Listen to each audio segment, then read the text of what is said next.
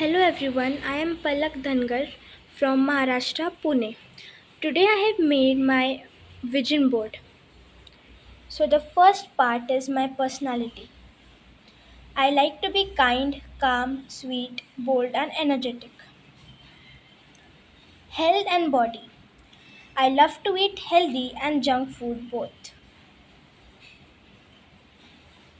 Then comes the career and talents.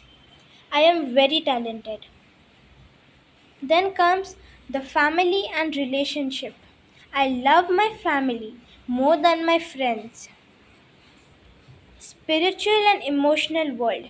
I believe in all gods. Material and physical desire. I would love to own my own laptop, private jet, and a sports bike. Values and lifestyle. I am known for my leadership qualities and skills. Learning and focus. I desire to study for maximum 3 hours in a day. So this was my vision board. Thank you.